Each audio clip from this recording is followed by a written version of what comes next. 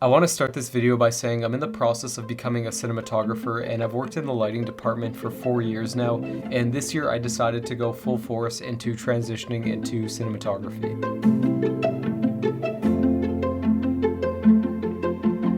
If you've worked in the camera department as an AC, or you've worked as a grip or a spark, you know that this transition isn't easy, and somebody who's currently in this transition period, I thought it'd be the perfect time to make this kind of video. Let me tell you a bit about myself for some context. I went to film school, and after graduating, I thought I'd all of a sudden become a cinematographer, but man, was I wrong. A part of my program was to get an internship, and I got hired at a production company, and after graduating my program, they ended up hiring me full-time. I got some really amazing opportunities like filming for Samsung in Vancouver. I felt amazing since I was fresh out of school and already doing travel jobs as a DP, but little did I know there was a whole other side of the industry, which is being a freelancer. I quickly felt there wasn't a lot of room for growth at the company, so I decided to quit and start my journey as a freelancer. At the time, I got some opportunities doing some second ACing on commercials, as well as dabbling a little bit in the lighting department. Fast forward 4 years, and I'm still working in the electric department. I realized this is going to be a much longer journey than I anticipated, and it's going to take a lot more effort than I thought.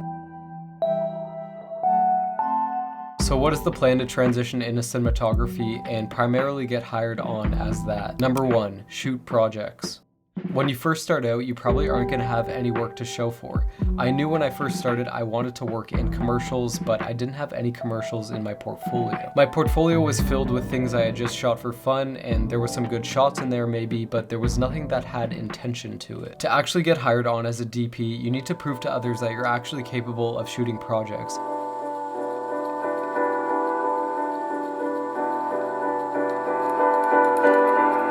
It's going to take initiative to come up with an idea and going out to execute it. This could mean collaborating with a director friend, or if you're really starting from scratch, picking up a camera and going and shooting something yourself. For example, I wanted to shoot a project that wouldn't cost me a lot of money or require a lot of crew, but still able to show my capabilities. I shot a very low budget, short documentary about my friend Toka, who's trying to become a professional race car driver. I'll link the video somewhere above here, but as an example, I directed and DP'd that myself because I wanted very few moving pieces and I didn't want to have to rely on people for this project. Sure, you can always pick up a camera and go shoot some beautiful shots at sunset or a beautiful location, but I think by having a completed project in your portfolio, it's more effective since you're able to show people that you can finish a project from start to finish. I shot a few other spec projects where I invested a few $1,000s to try continue building my reel and my portfolio. I made a full video series talking about how to create spec work from start to finish, so if you're considering shooting some spec projects for your portfolio, definitely check out that series. This is going to cost you time and money on your behalf, but think about it like this.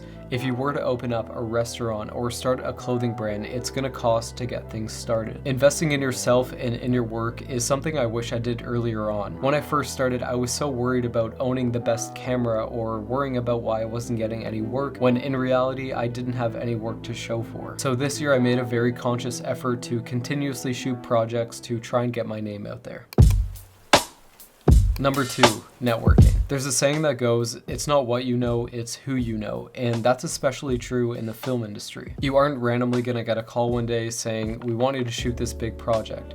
Most of the jobs I've gotten are through personal relationships. My friend and very talented director Mike Ray put it best by saying, networking is like dating. You want to go out with people a few times before you commit to working with them. I find that to be so true because before endeavoring in a project with somebody, you want to see if you actually get along first and if you vibe together, because these are most likely going to be the people you work with throughout your whole career. I recently got in touch with a new director and we instantly started to cook up some ideas together, and now we have a project that's in pre-production and going to be shooting really soon. Collaborating with new people is great because you can combine your network and shoot projects together. I saw a TikTok video recently where they said when networking, you don't want to just try connecting with people laterally or ahead of you, but also networking with people that are horizontally or in the same playing field as you. That way you can actually move up together and combine your resources. Number 3, learning.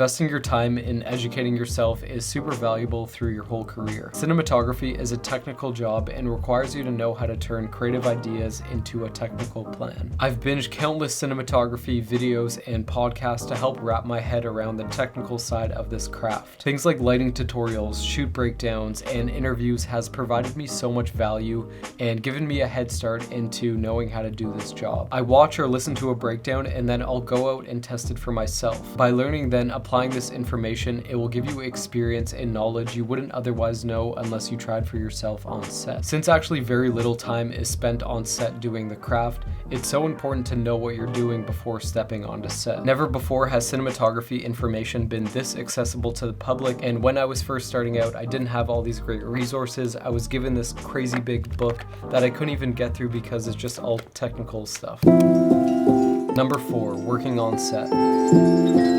I used to look down on the fact that I was still working on set in a lower position and not the one behind the camera. But recently I realized this is actually one of the greatest stepping stones in my career and I don't regret it for a second. I think it's crucial to work on set in a smaller capacity first before taking the leap. Cinematography is a head of department job and it requires time management and leadership skills which can only be learned on the job. There's no right or wrong way to come up as a DP, but the route I always suggest to people is coming up through the lighting department. This has taught me so many things like how to use certain tools, how to communicate with crew members, or how set dynamics are run. It also gives you the opportunity to see how other cinematographers are approaching their work. I can't tell you how many times I've worked on set in the lighting department and I've learned a little something and gone out and applied it to my own shoots. I think by taking this hybrid approach of shooting spec projects to get my name out there, networking with people, and working my way up the ladder is a good plan because the skills are transferable, I'm getting my name out there, and I have some credibility behind me. I hope you took something away from this video and are learning from my experiences,